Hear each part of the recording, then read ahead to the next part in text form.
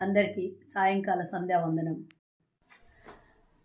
తెలంగాణలో రోజు రోజుకి కనిపిస్తున్నటువంటి పరిణామాలు చూస్తుంటే ఏది ఏమైతుందో, రోజు రోజు తెలంగాణని ఆర్చినటువంటి కొంప ఎవరి కొల్లేరయ్యి ఈరోజు అధికారుల ముందుకి కనబడుతుందో అని భయంతో వణికిపోతున్న గత ప్రభుత్వంలో ఉన్నటువంటి దొంగలందరూ పొగబెడితే ఎలకలన్నీ బయటికి వచ్చినట్ల అంతా ఒక్కొక్కటి బయటపడుతున్నాయి. దీన్ని తప్పించడం కోసమే మరి మన ట్విట్టర్ టిల్లు, ఆకాశంలో గాలి మోటార్లో ఎగిరే ట్విట్టర్ టిల్లు కనీసం కళ్ళ ముందు జనాలు కనబడిన కాళ్ళతోని తన్నుకునే పోయేటట్టు ప్రజల్ని అంతకన్నా హీనంగా చూసినటువంటి ఈ ట్విట్టర్ టిల్లు ఈరోజు ప్రజల బాగోగులు, ప్రజల కష్టాలు, ప్రజల సుఖాలు కనబడుతున్నాయా, ఏం కనబడుతున్నాయో నాకు తెలియదు కానీ ఆటోలో ప్రయాణం, ఆటోకు కెమెరా ఫిక్స్, ముంగల్నేమో టిఆర్ఎస్ బండి స్టిక్కర్. ఇక చూస్తే అయితే ఆటో డ్రైవర్ పాపం ఆయనకు మొత్తం ఫీడ్బ్యాక్ చేసి పెట్టిండ్రు. నెలకి 1500 ఇవ్వాలనంట, నెలకు 15,000 ఇవ్వాలనంట ఆయనకి. మరి ట్విట్టర్ టిల్లు తెలంగాణ ఖజానాలు ఎంత పైసలు పెట్టిపోయిండో ఒక్కసారి వెనకకి తిరిగి, నాయన ఖజానా ఖాళీ చేసినావు, ఖజానాలో మస్తు పైసలు పెట్టినవా దొరా, నీకు ఆటో నడిపిస్తున్నా, మరి నా గతంలో మాకు మీరు పెట్టినటువంటి ఇబ్బందులు ఏమన్నా పక్కకు పెట్టి ఇప్పుడు ఒక నిమిషం కోసం నిన్ను అడుగుతున్నా అయ్యా దొరా, హైదరాబాద్ లో నేను ఆటో నడిపించినప్పుడు నా కోసం నువ్వేం చేసినావు అని అడిగే కన్నా ముందు మరి ఖజానాలు ఎన్ని పైసలు పెట్టిపోయినావు, నా లాంటి వాళ్ళు నువ్వు చెప్పినావు కదా ఎన్నో లక్షల మంది ఆటో కార్మికులు ఉన్నారని చెప్పినావు దొరా, సారీ ఆటో కార్మికుడా, మరి 15,000 ఇస్తే ఖజానాలు ఎన్ని కోట్ల రూపాయలు ఉండాలి, ఎంత ధనాగారం నిండాయి ఉండాలి. మరి మాట్లాడుతున్నటువంటి ఈ పెద్ద మనుషులు ఇవన్నీ ఇటు పక్కన పెడితే కేటీఆర్ సిరిసిల్ల సమావేశం, ఆటో ప్రయాణం ఒక్క ఎత్తు అయితే మనం చూస్తున్నాం కదా సోషల్ మీడియాలో దాన్ని ఎంత ట్రోల్ చేస్తున్నారు, ఎంత వ్యంగ్యంగా మాట్లాడుతున్నారు, ఎంత మంది కింద తిడుతున్నారు. ట్విట్టర్ లో గానీ సోషల్ మీడియాలో ప్రతి ఒక్క ప్లాట్ఫామ్ మీద పూచి అని ఊస్తున్నారు ఇలా మీద. అయినా సిగ్గు శరం లేదు. ఇంకా నోటికి వచ్చినట్ల నోటి దోలెక్క అయిపోయి ఇష్టం వచ్చినట్ల ఈరోజు సిరిసిల్లలో పోయి మాట్లాడుతున్నాడు. సిరిసిల్ల తన వర్గం అందరూ ఇటు బయటకు వచ్చేస్తున్నారనే భయంతోని ప్రెస్ స్టేషన్లు అదొక్కటే కాసుమే చాలా ఉన్నాయి కథా కార్ఖానాలు. ఇందాక నేను చెప్పిన కదా పుట్టలో నుంచి ఎలకలు పొగబెడితే బయటకు వచ్చినట్లు అన్ని వస్తున్నాయి అని భయంతోని తెలంగాణ ప్రజల్ని డైవర్షన్ చేయడానికి, మీడియా కాన్సన్ట్రేషన్ డైవర్షన్ చేయడానికి ఒక రోజు ఆటోలో పోతాడు, ఒక రోజు బట్టలు ఇప్పి ఉరికిస్తా అంటాడు, ఒక రోజు వీళ్ళ సంగతి చెప్తా అంటాడు, ఒక రోజు 420 అంటాడు, ఒక రోజు ఉతుకుడే ఉతుకుడు 100 రోజులు అయిపోయినాక అంటాడు. నువ్వు నీతో ఉతికించుకునేటంత దౌర్భాగ్యం మాకు పట్టలేదు. తెలంగాణ ప్రజలు మ్యాండేట్ ఇచ్చారు, తెలంగాణ ప్రజలకు మేము సమాధానం చెప్తాం, తెలంగాణ ప్రజలకు ఇచ్చినటువంటి వాగ్దానాలు మేము నెరవేరుస్తాం. ఇప్పటిదాకా నువ్వు ప్రతిపక్షం అనుకున్నాం కానీ మూర్ఖుల కన్నా మూర్ఖునివి అని, దరిద్రం కన్నా దరిద్రం అని ఎవ్వరూ అనుకోలేదు. ఊహించిన దానికన్నా 1,00,000 రెట్లు అష్ట దరిద్రం కేటీఆర్ ఉన్నాడు, కేసీఆర్ ఉన్నాడు. కేసీఆర్ వర్గం అనేది మాత్రం క్లియర్ గా వాళ్ళు చేస్తున్నటువంటి పనులలో మనకు కనబడుతుంది. ప్రతిపక్షంలో ఉండి ప్రశ్నించాలన్నాం, ప్రతిపక్షంలో ఉండి సూచనలు సలహాలు ఇవ్వండి అన్నాం, కానీ నోటికొచ్చినట్ల ఇంకా మేమే అధికారంలో ఉన్నాం అన్నట్టు మేకపోతు గాంభీర్యం ప్రదర్శిస్తూ ఆ ప్రెస్టేషన్ లో అహంకారమైన పూరితమైనటువంటి ధోరణితో మాట్లాడుతున్నటువంటి కేటీ రామారావుకి సవాళ్ళు చాలా ఉన్నాయి. కానీ నేను మీ ముందు ఈరోజు కొన్ని ప్రశ్నలు నేను వేస్తున్నా. మరి లంకే బిందెలు ఉన్నాయా అని నువ్వు రేవంత్ రెడ్డి గారిని అడుగుతున్నావు కదా, నువ్వు దోసుకొని పోయినాక ఆడ లంకే బిందెలు ఏముంటాయి? సెక్రటేరియట్ లో లంకే బిందెలు ఉన్నాయి అనుకొని వచ్చినాం, మట్టి బిందెలే ఉన్నాయి అని, మట్టి కుండలు ఉన్నాయని రేవంత్ రెడ్డి గారు అన్నారని నువ్వు వ్యంగ్యంగా దాన్ని మాట్లాడుతుంటే అందరు తెలియదా? అందరు కరోనా సాగు చచ్చిపోతుంటే ఎవరిళ్లలో ఆక్సిజన్ సిలిండర్ దొరకక, ఆసుపత్రులలో కనీసం అడ్మిషన్ దొరకక, దొరికినటువంటి వాళ్ళు సాగు బతుకులలో ఉంటే ఇండ్లు పెళ్ళం తల్లిదండ్రి మెడలలో పుస్తల తాళ్లు పుస్తెలు ఇంట్లో ఉన్నదంతా అమ్మేసి కుదువకు పెట్టినా కూడా హాస్పిటల్ బిల్లులు కట్టడానికి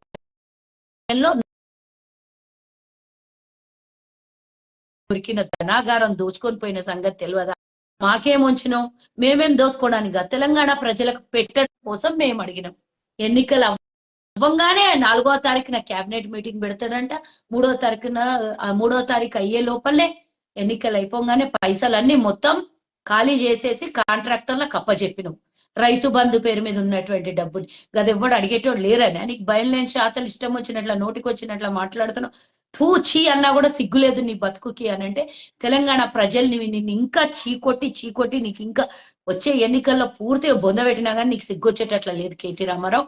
ఒక దిక్కు మా శ్రీధర్ బాబుని తిడుతావు, ఒక దిక్కు వెంకటరెడ్డిని తిడుతావు, ఓ దిక్కు తీర్మానం మల్లన్నని తిడుతావు, ఓ దిక్కు మా ముఖ్యమంత్రిని తిడుతావు. ఎంతమందిని తిట్టినా ఎగిరెగిరి దంచిన గంతే కూలి, నిలబడి దంచిన గంతే కూలి. ఎంతమందిని తిట్టినా నీకు ఇంకేం వస్తుందాడా? ఏం మిగిలింది లేదు నీకు ఇంకా.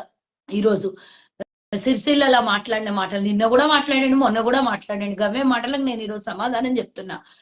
ఏమేమో అన్నావు రేవంత్ రెడ్డి గారిని. మొన్నటిదాకా విదేశాలకు పోతే పెట్టుబడులు తీసుకొని వస్తే చదువు రానోళ్ళు అని మాట్లాడినావు. ఇంగ్లీష్ సరిగా మాట్లాడలేదు అని అన్నావు. ఒక గతంలో పరిపాలించిన ఒక మంత్రిగా దిగిపోయిన తర్వాత ఒక ప్రతిపక్ష నాయకుడిగా నువ్వు మాట్లాడాల్సినటువంటి మాటలు ఏంది? నీకేం శాతనైందనే నువ్వు తీసుకొని వచ్చినావు తెలంగాణకి. 40,000 కోట్లు ప్రభుత్వం ఏర్పడిన నెల రోజుల లోపల తీసుకొని వస్తే తన్ని ఓర్వజాలక ఇష్టం వచ్చినట్లు మాట్లాడారు. అది కూడా పక్కన పెడదాం ఒక్క నిమిషం. కదా అయిపోయింది దాని కథ. బస్సులు ఉచిత బస్సులు ఇస్తుంటేనంటే ఈ అప్పకేమొన్నొచ్చిందంట. ఎన్నొచ్చిందయ్యా నీకు? మహిళలకు ఉచిత బస్సు ప్రయాణము, మహిళల్ని వ్యంగ్యంగా మాట మహిళలను తిడతావు. కండక్టర్ల కిందికి వెళ్ళి పోతుర్రు, డ్రైవర్ల కిందికి వెళ్ళి పోతుర్రు. బస్సు ఉచిత బస్సు గురించి నువ్వు మాట్లాడిన మాటలేంది? మహిళలందరూ మా తీర్మానం మళ్ళీ బాగా చెప్తాడు చూడండి గురించి నేను చెప్పేదానికన్నా ఆయన నోట అయితే మంచిగా ఉంటది. అందరు ఈడిషిడిచి మహిళలందరూ ఇప్పుడు 51% ఉన్న మహిళలందరూ కొడతారు చూడు. అమ్మల్లారా మీ గురించే మాట్లాడుతున్నాడు కేటీఆర్. మీకు ఉచిత బస్సు ఇవ్వడం అంట దరిద్రం అంట. అది ఆ దరిద్రం ఏందో ఆ దరిద్రుడికి చూపియండి అని నేను మీకు కోరుకుంటున్నా. మహిళల కళ్ళల్లో ఆనందం చూడలేని ఓర్వలేని ధృతరాష్ట్రులు కందలు కట్టుకొని పరిపాలించినట్ల తెలంగాణలో మహిళల ఆనందాన్ని తట్టుకోలేనటువంటి కేటీఆర్ మహిళలకు బస్సు ఉచితాన్ని ఇస్తే అక్కడ ఆటో డ్రైవర్లకి ఆటో కార్మికులకు రెచ్చగొడతాడు, ఇక్కడ మహిళల్ని తిడతాడు. అంతేకాకుండా నువ్వైతే ఆర్టీసీకి నష్టాలలో పెట్టినావు. ఆర్టీసీ ఉద్యోగస్తులకు కనీసం వాళ్ళకి ఇవ్వాల్సినటువంటి డబ్బుని వాళ్ళకి ఇయ్యలేదు. వాళ్ళకు ఉన్నటువంటి బాకీల్ని కూడా తీర్చరు. ఈ రోజు తెలంగాణ ప్రభుత్వం తీసుకునే స్కీమ్లలో ఆర్టీసీకి చేరుస్తోంది డబ్బులు. నువ్వు గతంలో చేసినటువంటి అప్పుల్ని కూడా తీర్చే స్థితికి వెళ్ళిపోయింది. ఈ రోజు ప్రయాణం చేసిన మహిళలు ఒక 11 కోట్ల మంది ఇప్పటి వరకు ప్రయాణం చేస్తే ఆ టికెట్ల డబ్బుని ప్రభుత్వం గడుతోంది ఆర్టీసీకి. ఇది ఈ రోజు ఆర్టీసీకి లాభదాయకం. మహిళలు ఉద్యోగాలు చేసుకున్నా, వ్యాపారానికి పోయినా, లేకపోతే ఆసుపత్రులకు మంచికో చెడుకో బిడ్డల దగ్గర పోయినా, కూలీ పనికి పోయినా, చదువుకోవడానికి పోయినా దేనికన్నా ఉపయోగపడుతున్న ఉచిత బస్సుని కూడా నువ్వు వ్యతిరేకించి తిడుతున్నావంటే నీ కడుపులో ఎంత కుళ్ళుంది, నీకు మహిళలంటే ఎంత వివక్ష ఉంది. మీ అయ్యనే మొదటి అసెంబ్లీలో తొలి తెలంగాణ అసెంబ్లీలో గౌరవించుకుంటాం, మహిళల్ని గౌరవిస్తాం, ఆడపిల్ల కన్నెత్తి చూసినోనికి గుడ్లు పొడిచేస్తాం, తెలంగాణ తల్లి అని చెప్పి ఒక స్టాచ్యూ పెట్టి పూజ చేస్తాం, ఇవన్నీ చేస్తాం. కానీ మహిళలకు గౌరవించి ఒక మహిళా కమిషన్ వేయకపోతే మహిళలకి గౌరవించే స్థానంలో ఒక మంత్రి పదవిలో కూర్చోబెట్టకపోతే మీరు మహిళలకు ఉచితంగా మేము ఇస్తున్నటువంటి సౌకర్యాన్ని కూడా ఓర్చలేనటువంటి దొంగలు మీరు మా గురించి మాట్లాడతారా? ఎన్ని మాట్లాడినా ఎన్ని తిట్టినా మీకు సిగ్గులే. తెల్లారు మళ్ళీ ఇంకో నోరు జారుడు మాటలు. నోరు జారుడు కాదు, అది వాంటెడ్లీ మాట్లాడి మీరు చేస్తున్నటువంటి అవినీతికి తెలంగాణ ప్రజలు ప్రశ్నించొద్దు. ఇదే కనబడాలి తెర మీద అని చూస్తున్నారు. కానీ చూస్తున్నాం కదా, నిన్నటి దాకా ఒక ఎత్తు, మొన్న అసెంబ్లీలో ఒక ఎత్తు, నిన్నటి దాకా అన్ని డిపార్ట్మెంట్లలో ఒక ఎత్తు, ఈ రోజు చూస్తే అధికారులు ఒక ఎత్తు. 6,72,000 కోట్లు తెలంగాణ మీద అప్పు చేసిందని శ్వేతపత్రం రిలీజ్ చేసినాం. అదొక పార్ట్. రెండో పార్ట్, అన్ని డిపార్ట్మెంట్లలో రివ్యూ చేస్తే ఒక 2-3 డిపార్ట్మెంట్లలోనే తొలత 85,000 కోట్లు ఎలక్ట్రిసిటీ డిపార్ట్మెంట్లలో అప్పులు, 57,000 కోట్లు సివిల్ సప్లైలో అప్పులు, 11,000 కోట్ల అవినీతి. ఇన్ని రకాలుగా ఒకటా రెండా అన్ని భూ కబ్జాలు, భూ ఆక్రమణలు, ఏడ చూస్తే అవినీతి. ఈ దరిద్రం అంతా మేము బయటికి చూపిస్తున్నాం. మీరు చేసిన అవినీతి అంతా కక్కిచ్చే ప్రయత్నంలో అధికారులు ఉన్నారని భయంతోని మా మీద అరుస్తున్నావు, గావు కేకలు పెడుతున్నావు కేటీ రామారావు. అటు హరీష్ రావు, ఇటు నువ్వు, ఇటు ఇంకొకడు ఎంగలప్పలు అందరు కలిసి మాట్లాడుతున్నారు. నిన్న ఆడు శివ బాలకృష్ణ వాడే అనుకుంటాను నేను, ఒక డైరెక్టరు, రేరాలో ఒక డైరెక్టర్ గా ఉన్నటువంటి ఒక్కొక్క దగ్గరనే 500 కోట్ల రూపాయల విలువైనటువంటి ఆస్తులు, డబ్బు, వాచులు, సెల్ ఫోన్లు, ఈ బంగారము, వెండి ఇన్ని పట్టుబడి ఏసీబీ దాడిలో పట్టుబడినటువంటి దొంగ వాడిని అట్లాంటి వాడిని ఎన్కేసుకొని వచ్చినాను. ఆ తర్వాత అదేమంటారు చూడండి, కొంచెం డొంకలాగితే పేగులన్నీ బయటకు వచ్చినట్ల ఈ రోజు ఆడిని పట్టుకుంటే సోమేష్ కుమార అడెవడో దొంగ రేరా చైర్మన్. ఆయనకి ఇప్పుడు ఇందాకనే చూసినాం, మేమంతా నిన్న నుంచి మేము చూస్తున్నాం సోమేష్ అని. కదిలిస్తే 25 ఎకరాలు పెళ్ళాం పేరు మీద 25 ఎకరాలు. అసలు బీహార్ వాడికి తెలంగాణలో 25 ఎకరాలు భార్య పేరు మీద 2018లో ధరణిలో ఎక్కుతుంది. ధరణి రాగానే మొట్టమొదటిది వాళ్ళదే ఎక్కించుంటొచ్చు మీ దుర్మార్గు. దాని మీద ఎట్లా వచ్చింది, ఎక్కడి నుంచి కొనుగోలు చేసి ఏమీ లేదు. హైదరాబాద్ లో భూమి 25 ఎకరాలు, హైదరాబాద్ శివార్లలో ఉన్నటువంటి 25 ఎకరాలు. అంటే ఎన్ని కోట్ల రూపాయలు మీరు మాయం చేసిండ్రు, ఎంత సర్వనాశనం చేసిండ్రు. ఇంకా డొంక లాగుతూనే ఉన్నారు. ఒక్కడా రెండా దీని వెనకాల ఉన్న వాళ్ళు అందరు బయటపడతారు. ఇవన్నీ బయటపడుతున్నారు, బయటకు వస్తున్నాయి మీరు చేసిన అవినీతి. కాబట్టి ఆడాడ సభలు పెట్టేసి సోషల్ మీడియా పిల్లల్ని బెదిరించి గద్దించుడు. వాళ్ళకి చెప్తారు ట్విట్టర్ వాడాలంటే సోషల్ మీడియాలో అన్ని ప్లాట్ఫామ్స్ వాడుకోవాలంట. Instagram, Twitter, FB, Facebook, WhatsApp లో అన్నిట్లో 5 ప్లాట్ఫామ్స్ మీద వాడుకోనంట. ఈ రోజు వాళ్ళు చెప్పే దొంగ మాటలన్నీ సోషల్ మీడియాలో పిల్లలు చెప్పాలనంట. ఎంతవరకు కరెక్ట్ ఇది? పిల్లల్ని పాడు చేస్తున్నావు, వాళ్ళకు ఉద్యోగాలు ఇవ్వకపోతే. కానీ ఈ రోజు సోషల్ మీడియా పిల్లల్ని అందరినీ ఉసుగొలుపుతున్నావు. అటు తీన్మార్ మల్లన్న మాట్లాడినటువంటి మాటలు తీసుకొని వచ్చి దాన్ని కట్ చేసి ఇటు వెంకటరెడ్డి మాట్లాడిన మాటలు 7 సెకండ్లు, తీన్మార్ మల్లన్న మాట్లాడిన 5 సెకండ్లు కట్ చేసి ఆ సోషల్ మీడియాలో కూర్చోబెట్టి ఒక స్క్రీన్ పెట్టి చూపిస్తావు. ఇది ఎంత అసలు ఏం చేస్తున్నావు? నీకేమన్నా అర్థమవుతుందా? ఈ ప్రెస్టేషన్ లో ఉట్టిగా ఫామ్ హౌస్ లో పండుకో ఒక వారం రోజులు, ఆ ప్రెస్టేషన్ అన్న తక్కువ అవుతుంది. మొత్తం బయటికి తీసినాక మొత్తం నీకు కూడా జైలుకు పంపించే సమయం దగ్గరకు వచ్చినప్పుడు ఏమన్నా అప్పుడు ఏసీబీ దాడికో లేకపోతే పోలీసుల దాడికో అధికారుల దాడికో ఏమన్నా దొరికినప్పుడు అక్కడ నీకు మస్తు టైం ఉంటుంది లోపల కూర్చున్నప్పుడు. ఇవన్నీ చర్చించుకుందు గాని, లేకపోతే అప్పుడు వెనకటికి దేశం కోసం త్యాగం చేసుకునే వాళ్ళు, దేశ స్వతంత్రం కోసం కొట్లాడిన బుక్కులు రాస్తుండ్రి దేశం కోసం, స్వతంత్రం కోసం. ఆనాడు బ్రిటిష్ వాళ్ళ ఉద్యమంలో జరిగినటువంటి గురించి వాళ్ళేమో దేశం కోసం రాశాను, నువ్వేమో నీ అవినీతి చిట్టా రాద్దు గాని కూర్చొని నేను ఇగో గిడ దొంగ ఈ నుంచి నా జీవితం మొదలైంది, అంట్లు కడుక్కునేటప్పటి నుంచి మొదలై ఆకాశంలో ఎగిరి ఆకాశానికి హద్దులు లేకుండా మేము కొన్ని లక్షల కోట్ల రూపాయలు దాచుకున్నాం. ఇది రెండన్న రాస్తేనే మంచిది కదా. తర్వాత మీ తదనంతరం మీరు ఏడేడ బినామీల పేర్ల మీద పెట్టిండ్రో, ఉన్నాయో, నీ కొడుకు పేరు మీద 25 ఎకరాలు ఉంటది, నీ భార్య పేరు మీద అయితే ఇక చెప్పక్కర్లేదు. బినామీల పేర్ల మీద లక్షల కోట్ల రూపాయలు తెలంగాణ మీద 9.5 సంవత్సరాలల్లా దోపిడీ చేసి తగలబెట్టేశారు. మా బతుకులేమో ఈయనే ఉన్నాయి.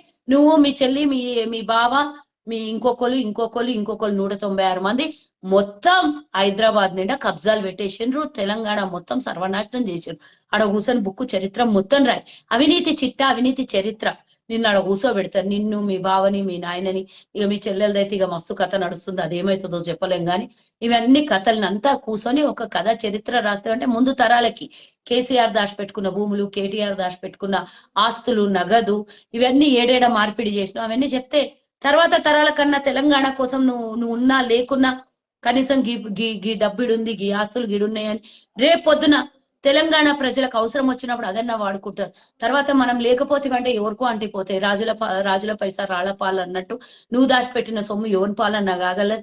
తెలంగాణ ప్రజలను దోసుకొని దాచిపెట్టుకున్నావు. ఆ తెలంగాణ ప్రజలకు అంకితం కావాలంటే దొంగ వేషాలు మానుకొని మా లీడర్లను తిట్టుడు బంద్ చేసి తెలంగాణ ప్రజలకి మేమేం చేసినాం, ఏమి సలహాలు ఇస్తే బాగుంటది అనేది మాకు సూచనలు ఇయ్యకపోతే, చేత కాకపోతే ఇంట్లో మీ అయ్య ఫామ్ హౌస్ లో వండుకున్నాడు, పులి బయటకు వస్తుందంట. ఆడ బోళ్ళు మస్తు రెడీగా ఉన్నాయి. నువ్వు పోయి పండుకో, మీ అయ్య బయటకు వస్తే నువ్వు పోయి పండుకో ఒక వారం రోజులు. కేల్కతం దుకాణం బంద్. ఇక హరీష్ రావు పెద్ద పెద్ద మాటలు మాట్లాడతాడు. కానీ ఇందాకనే నేను చూసిన ఒక వీడియో, అప్పుడు ఆమె ఇది ఏమంటారు, ఇది ప్రజాపాలనలో ఉన్నప్పుడు ఆడ కంప్లైంట్లు ఇయ్యడానికి పోయినప్పుడు ఒక ఆమె కంప్లైంట్ ఇచ్చింది. 12 గుంటలు 15 గుంటలు ఎంప్లాయ్, నెలలు సంవత్సరాలు తిరిగినా ఆమెకు ఏమి న్యాయం జరగలేదంట. మీకు సంబంధించిన వాళ్ళే అక్రమంగా కబ్జాలు పెట్టి చేసిండ్రంట. ఇట్లా ఒకటా రెండా మస్తున్నాయి మీ గురించి చెప్పుకుంటూ పోతే చరిత్ర సరిపోదు. నేను మాట్లాడుకుంటూ పోతే గంటల తరబడి ఈ ఫోన్ల నెట్వర్క్ కూడా ఫినిష్ అయ్యేటట్టుంది. అంత భయంకరమైనటువంటి దోపిడీ చేసిండ్రు. ఈ దోపిడీని అంతా బయటికి తీస్తారు. ఒకటి కాదు, రెండు కాదు, వేలు కాదు, లక్షలు కాదు, కోట్లు కాదు, లక్షల కోట్లలో మీ అవినీతి వస్తది. తెలంగాణ జాతికి మీ ఆస్తినంతా అంకితం చేయడానికి అధికారులు రెడీగా ఉన్నారు. ఎవ్వండి వదలరు. అవినీతి చేసినోడిని, ఏడేడ దాచుకున్నోనికి దాచుకున్నంతా తీసి కక్కిచ్చి, మీరు తిన్నది కక్కించి ఆ బీహారోనికి లేకపోతే ఇంకొకనికి ఎవనోనికో పెడితే తెలంగాణ సొమ్ముని ఎవడు ఊరుకోడు. తెలంగాణ ప్రజలు కొట్లాడుకొని ప్రాణాలు అర్పించి తెచ్చుకున్న తెలంగాణలో మా సొమ్ము, మా పైసా, మా ధనము, మా భూములు, మా ఉద్యోగాలు మాకే అంకితం అయితే తప్పించి ఓడో వచ్చి గొట్టంగాడు వచ్చి తెలంగాణలో అక్రమంగా ఆక్రమిస్తే ఊరుకునేది లేదని హెచ్చరిస్తున్నా. జర బంద్ చేయి నీ లొల్లి. బంద్ చేయకపోతే రోజు నీకు ఇట్లాంటి వార్తలు మాత్రం బరబ్బర్ పడతాయి. నువ్వు గతంలో ఒక మంత్రిని కూడా చూడం, ఇప్పుడు ఒక ఎమ్మెల్యే అని కూడా చూడం. మా నాయకుల్ని గాని మా పార్టీని గాని తెలంగాణ ప్రజల్ని ఉద్దేశించి ఏమైనా మాట్లాడినావంటే మర్యాద ఉండదని రామన్న అలియాస్ ఇక ట్విట్టర్ టీలు రామారావు అని చెప్తున్నా మర్యాద.